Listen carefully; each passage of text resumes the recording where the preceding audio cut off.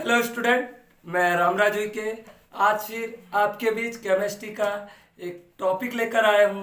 और आज का जो टॉपिक है आप सबके सामने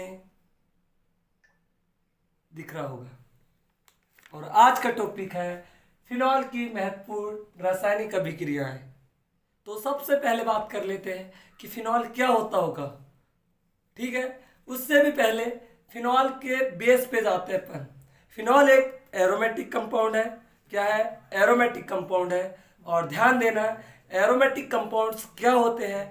ऐसे यौगिकों को बोलते हैं, ऐसे हाइड्रोकार्बन्स को बोलते हैं जिनकी संरचना चक्रीय होती है। कैसे होती है? चक्रीय होती है, साइक्लिक होती है और एकांतरण क्रम में पाईबंद होते हैं। ऐसे यौगिकों को एरोमेटिक यौगिक कहते हैं। और ये काय का फॉर्मूला है यार? बेंजीन का है, C6H6। ठीक है, कोई डाउट्स है इसमें में? नहीं होगा। चलो इसको ऑपरेशन स्ट्रक्चर भी बना देते, यानी कि जिसको क्या बोलते हैं, ऑपरेशन एंड चीरा फाड़ी का नंगा पुंगा स्ट्रक्चर इसका देख लेते हैं अपन।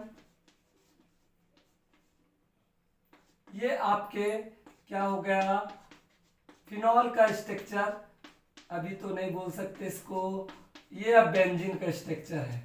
ध्यान देना, मैंने ये पाई बॉन्ड को हटा दिया तो ध्यान देना, इस कार्बन की वैलेंसी 1 2 3 छो रही है। ठीक है ना, 1 2 3 क्लियर है। इस कार्बन की भी देखो 1 2 3, पर आप सभी को पता है कार्बन की कितनी वैलेंसी होती है? 4 होती है। तो मैं कहीं ना कहीं ये डबल बॉन्ड लगा दिया और इसी डबल बॉन्ड को पाई बॉन्ड बोलते हैं। तो 1 2 3 4 हो गई है। नेक्स्ट इस कार्बन की देखना 1 2 3। ठीक है, तो मैं कहीं ना कहीं यहाँ डबल बॉन्ड लगा दूंगा। ठीक है ना, एक के अंतर पे लगाना है, अल्टरनेशन पर लगाना है। यहाँ पर है डबल बॉन्ड, यहाँ पर नहीं है, यहाँ पर है, यहाँ पर नहीं है, यहाँ लगा दूंगा तो शायद इस कार्बन की भी हो जाएगी। शायद नहीं, हो गई है। 1 2 3 4। ठीक है, 1 2 3 4 हो गई सबकी। तो ऐसे यौगिक को एरोमेटिक यौगिक कहते हैं। अब मैं आगे बात करता हूँ फिनॉल की। तो फिनॉल किसे कहते हैं? जब किसी एरोमेटिक यौगिक के ये भी नाभिक हो, ये नाभिक हो सकता है, ये नाभिक, ये नाभिक, ये नाभिक, ये नाभिक, ये नाभिक। क्यों नाभिक बोलते हैं बेटा इसको? क्योंकि हर कार्बन इसका नाभिक है, क्योंकि पूरी बॉन्ड लेंथ इक्वल है। सभी बॉन्ड, जितनी ये बॉन्ड लेंथ होगी ये भी उतनी होगी, ये भी उतनी होगी, सब पूरी बॉन्ड लेंथ इक्वल होगी करके। ध्यान देना, जो फिनॉल का हर कार्बन नाभिक ही होता है, यानी कि बेंजीन का हर कार्बन एटम नाभिक का कार्य करता है। तो मैं किसी एरोमेटिक यौगिक के नाभिक से एक या एक से अधिक हाइड्रोजन एटम को, देखो मैं इसको भी निकाल सकता हूँ, इसको भी निकाल सकता हूँ, इसको भी निकाल सकता हूँ। कोई भी हाइड्रोजन एटम को मैं हाइड्रोक्सी समूह के द्वारा यदि रिप्लेस करूंगा, सब्स्टिट्यूट करूंगा, सब्स्टिट्यूट का मतलब प्रतिस्थापन करूंगा, यानी कि हाइड्रोजन परमाणु को मैं हाइड्रोक्सी समूह के द्वारा प्रतिस्थापन करने पर जो यौगिक प्राप्त होता है उसे फिनॉल कहते हैं।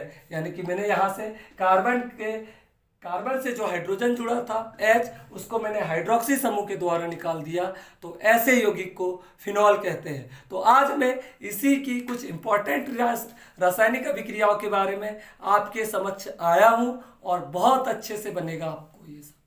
क्लियर है? ये मेरा दावा है और क्लियर भी होगी। ठीक है ना? तो चलो ध्यान देना कि सबसे पहली रिएक्शन है नाइट्रेशन या नाइट्रीकरण। तो ध्यान देना आगे कि फिनॉल की जो नाइट्रीकरण अभिक्रिया किससे होती है। ये आपका क्या हो गया है? OH हो गया है। ठीक है ना? और नाइट्रीकरण कब होती है? ध्यान देना, नाइट्रो ग्रुप का जुड़ता है इसमें। नाइट्रीकरण में क्या होता है? नाइट्रो ग्रुप का जुड़ता है। सर तो नाइट्रो ग्रुप कहाँ से ला ले हम? बेटा सांद्र नाइट्रिक अम्ल HNO3। ठीक है ना, ये आपका HNO3 है। ठीक है ना, कौन सा? नाइट्रिक अम्ल। ये किसमें ब्रेक होता है बेटा? OH माइनस में और NO2 प्लस में होता है।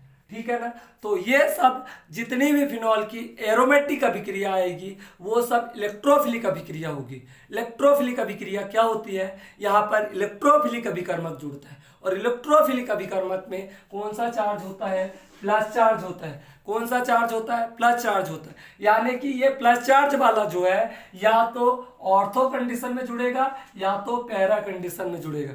तो मेरी बात इतनी क्लियर हो गई होगी आपको कि जो फिनॉल की जो इलेक्ट्रोफिलिक अभिक्रिया है वो या तो ऑर्थो कंडीशन में होती है या तो पैरा कंडीशन में होती है। पर ध्यान देना, दोनों दोनों उत्पाद बनते हैं, ऑर्थो भी और पैरा भी। जब दोनों दोनों उत्पाद बनते हैं, प्रोडक्ट का फॉर्मेशन होते हैं, तो ऐसी अभिक्रिया को समावयवी अभिक्रिया भी बोलते हैं, यानी कि आइसोमेरिज्म रिएक्शंस भी बोलते हैं। तो चलो देखते हैं। मैंने आपको नाइट्रो ग्रुप को जोड़ना बता दिया, कहाँ जुड़ेगा, ऑर्थो कंडीशन में और पैरा कंडीशन में। मेटा कंडीशन में अभिक्रिया नहीं होगी। क्यों नहीं होगी अभिक्रिया, ये अभी मैं क्लियर कर देता हूँ आपको, ठीक है ना। या फिर आप इसकी जगह पे ऐसा भी लिख सकते हैं, ठीक है, ये ऑर्थो हो गया, ये क्या हो गया आपका मेटा, ये पैरा, ये ऑर्थो मेटा पैरा, ये para ortho Meta para. Clear है। तो ध्यान देना, चलो आगे ध्यान देना है। तो सबसे पहले मैं नाइट्रीकरण बस बता रहा हूँ, और इसके बाद की वेरी वेरी इंपॉर्टेंट रिएक्शंस है फिनॉल का ही नाइट्रीकरण, जिसमें क्या बनता है पिक्रिक एसिड, और जिसका काम है विस्फोटक के रूप में करते हैं। तो ये जो नाइट्रीकरण होती है डाइल्यूट HNO3, ठीक है, डाइल्यूट नाइट्रिक एसिड, इसको लिख भी देता हूं बेटा मैं यहाँ पे नाइट्रिक एसिड, ठीक है ना। ध्यान देना, ये OH माइनस में टूटता है और NO2 प्लस में टूटता है। चलो इसके पहले भी थोड़ा सा मैं और बेस पे जाता हूँ और तह पे जाता हूँ। मैं इसको ऐसा लिख सकता हूँ कि देखो, इसी बेंजीन रिंग को केमिस्ट्री ना समझने वाले विद्यार्थी ध्यान दे, ठीक है बेटा, ऐसा लिख सकता हूं मैं इसको, देखो OH, क्लियर है ना। और यहां से डबल बॉन्ड कर सकता हूं, मैंने पहले ही बता दिया था आपको, ठीक है। यहां पे डबल बॉन्ड रहेगा और एक यहां पे रहेगा, एक अंतरण करना, क्लियर है। या तो यहां होगा या तो यहां पर, दोनों में होती है, ऑर्थो भी बनते हैं पैरा भी बनते हैं। मैंने समावयवता की परिभाषा शायद उसमें वीडियो बना दूंगा तो समावयवता क्लियर हो जाएगा। सर इधर तो एक ही यौगिक है पर इधर डबल डबल यौगिक कैसे बन रहे हैं वो क्लियर कर दूंगा बेटा। इसी घटना को समावयवता कहते हैं। सूत्र एकच होगा लेकिन संरचना दुई दुई होगी, अलग अलग होगी, ठीक है। ऐसे यौगिक को समावयवता कहते हैं। यानी कि ये पूरे कंपाउंड मिला के 100 kg होंगे, 1 क्विंटल होंगे, तो इधर जितने भी यौगिक बनेंगे वो पूरे 1 ही क्विंटल होंगे, ठीक है ना।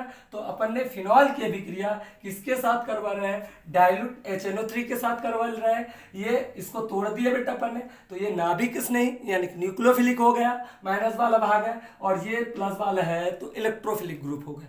क्लियर है इतनी बात मेरी। तो चलो ध्यान देना, मैं यहीं पे क्या कर देता हूं, ऐसा ये बना दिया और यहां से OH जोड़ दिया। बेटा मैं इस नाइट्रो ग्रुप को इस कंडीशन में लाके जोड़ रहा हूं, यानी कि इस कंडीशन में लाके जोड़ रहा हूं, तो यहां तो चारों वैलेंसी आपको कंप्लीट दिख रही है, 1 2 3 4, क्लियर है। तो मेरे को कहीं ना कहीं ये हाइड्रोजन एटम को रिलीज करना पड़ेगा, एग्जिट करना पड़ेगा, किसके द्वारा, नाइट्रो ग्रुप के द्वारा। और नाइट्रो ग्रुप कहां जाकर जुड़ जाएगा, H वाली कंडीशन में जाके जुड़ जाएगा, तो NO2 हो गया यहाँ पे। क्लियर है मेरी बात इतनी। तो यहां से ये हाइड्रोजन निकला होगा और ये OH रिएक्शंस करके क्या बना लेगा, H2O, पानी बना लिया। क्लियर है। लेकिन यहीं पे अपने को अभिक्रिया करवा के नहीं रुकना है, इसका एक और कंपाउंड बनता है और वो पैरा समावयवी होता है। समावयवी यानी ध्यान रखना यार, क्या सूत्र एकच होगा, एक ही होगा, लेकिन संरचना अलग अलग होगा। ऐसे यौगिक को समावयवी यौगिक कहते हैं और इसी घटना को समावयवता कहते हैं। तो चलो ध्यान देना,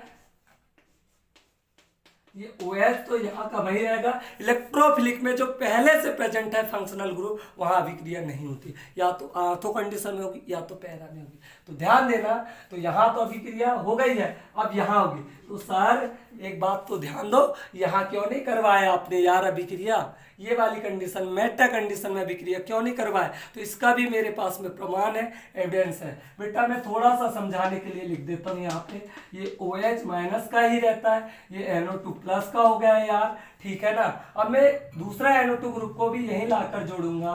तो ध्यान देना, क्यों मैं यहाँ क्यों नहीं जोड़ रहा हूँ NO2 ग्रुप, क्योंकि ध्यान देना NO2 ग्रुप यहाँ क्यों नहीं जोड़ रहा हूँ, क्योंकि इस पर प्लस चार्ज है और इसमें भी क्या है, प्लस चार्ज होगा। तो दोनों पर क्या होगा बेटा, दोनों पर ध्यान देना, रिपल्सन होगा। क्या होगा, रिपल्सन होगा, ठीक है ना। यानी कि ये सेम ग्रुप है, प्लस प्लस वाले जो ग्रुप है और प्लस प्लस वाले हैं, तो इनमें क्या दूर जब बोलेगा, लड़का लड़का समझ लो इनको दोनों को, बॉयज बॉयज है कि इनमें अट्रैक्शन होगा, ये शादी कर सकते हैं, प्रेम में रह सकते हैं, ये क्या नहीं रहेंगे ना, ठीक है ना। करके इसको बोल देते हैं भैया तू आगे जाके देख और आगे तेरा सिस्टम जमा, तो ये NO2 ग्रुप यहाँ सिस्टम जमा लेता है अपना, क्लियर करके ये यहाँ जुड़ा है, यानी कि इनमें इक्वल चार्ज होने के कारण ये यहाँ ऐड नहीं होता है, कहाँ जाके ऐड होता है, पैरा कंडीशन में ऐड होता है। तो मेरी बात क्लियर हो गई होगी आपको, ठीक है ना। ध्यान देना यहाँ पे इस कंपाउंड का नाम क्या है, ऑर्थो नाइट्रोफिनॉल। देखो ऑर्थो कंडीशन में ऑर्थो नाइट्रोफिनॉल, क्लियर है इतनी। नेक्स्ट इस कंपाउंड का नाम होगा para nitrophenol, para nitrophenol, clear है क्या जी इतनी बात मेरी, ठीक है ना। इसी के बाद में मैं नेक्स्ट रिएक्शंस बता रहा हूँ, कौन सी, पिक्रिक एसिड की, कौन सी, पिक्रिक एसिड की, यहीं पे ध्यान देना, बहुत इजी है और इजीली बनेगी आपसे, ठीक है ना। ये क्या हो गया आपका OH फिनॉल, इसकी रिएक्शंस में 3HNO3 के साथ करवा दो, इसके साथ में 3HNO3 के साथ, ये टूटेगा बेटा OH माइनस में और NO2 प्लस में, ठीक है। ध्यान देना कि यहाँ पे OH NO2 यानी कि बेटा 3 3 9 ऑक्सीजन है, 3 नाइट्रोजन है, 3 हाइड्रोजन है। तो ध्यान देना मैं ऐसा लिख देता हूँ, आपको बहुत आसानी होगी। ध्यान देना तीनों के तीनों नाइट्रोजन हो गए 1 2 3, ठीक है ना। और सॉरी यहाँ पे 2 2 2, ठीक है, 2 4 6 ऑक्सीजन हो गए, 7 8 9 पूरे पूरे हो गए ऑक्सीजन, 3 3 9 ऑक्सीजन हो गए, और हाइड्रोजन 1 2 3, तीनों हाइड्रोजन है, क्लियर है मेरी बात इतनी। और ध्यान देना ये जो इस विधि के द्वारा पुराने समय में जो पिक्रिक एसिड जो विस्फोटक के रूप में उपयोग करते उसको बनाते थे, ठीक है। तो ध्यान देना बेटा यहाँ पे क्या कि OH, ठीक है ना। एक ग्रुप कहाँ जुड़ेगा, NO2 ग्रुप यहाँ पे, ठीक है, यहाँ पे NO2 ग्रुप जुड़ा होगा, तो यहाँ से कुछ ना कुछ निकला होगा, NO2 हाइड्रोजन निकला, एक हाइड्रोजन यहाँ से निकला, एक NO2 ग्रुप यहाँ जोड़ दिया मैंने और एक NO2 ग्रुप यहाँ जोड़ दिया, यहाँ तो जुड़ेगा नहीं, क्यों नहीं जुड़ेगा, यहाँ भी नहीं जुड़ेगा, क्यों नहीं जुड़ेगा, क्योंकि बेटा ये इसमें भी प्लस चार्ज या जो होता उसमें भी प्लस चार्ज होता, तो बेटा ये रिपेल करते एक दूसरे को, ठीक है ना। इसी यौगिक का नाम है पिक्रिक एसिड। और ध्यान देना आपने यहाँ से NO2 ग्रुप जोड़े होंगे, एक यहाँ जोड़े होंगे, एक यहाँ जोड़े होंगे, तो हाइड्रोजन निकला, 3 हाइड्रोजन ये और 3 हाइड्रोजन ये, तो क्या हो जाएगा 6 हाइड्रोजन हो गए ना। देखो 1 2 3 हाइड्रोजन, 4 5 6, तो मैं इसको ऐसा लिख दूँ क्या 3H2 करके हो गए 6 हाइड्रोजन बेटा, 3 यहाँ से निकले और 3 ये और 3 ऑक्सीजन है, तो ये जैसा कैसा लिख दिए। देखो 3 ऑक्सीजन, 3 ये ऑक्सीजन, 4 5 6 7 8 9 हो गई 9 ऑक्सीजन टोटल, 3 3 9 ऑक्सीजन, 3 नाइट्रोजन है, 1 2 3 नाइट्रोजन, और नेक्स्ट हाइड्रोजन 3 है क्या बेटा, देखो 1 2 3 और 3 हाइड्रोजन ये और 3 हाइड्रोजन यहाँ से निकले थे, तो टोटल 6 हाइड्रोजन हो गए। इसी कंपाउंड का नाम है पिक्रिक एसिड, क्या, पिक्रिक एसिड, क्लियर है इतनी बात। इसी को क्या बोलते हैं, ध्यान देना 2 4 6 try nitrophenol, 2 4 6 try, 3 nitro group है, तो ट्राई नाइट्रोफिनॉल क्या बोलते हैं, फिनॉल, क्लियर है मेरी बात। तो ध्यान देना इस विधि के द्वारा पहले क्या बनाते थे, पिक्रिक एसिड बनाते थे, जिसका उपयोग विस्फोटक के रूप में करते हैं। तो ध्यान देना कि जब फिनॉल की अभिक्रिया डाइल्यूट HNO3 के साथ कराते हैं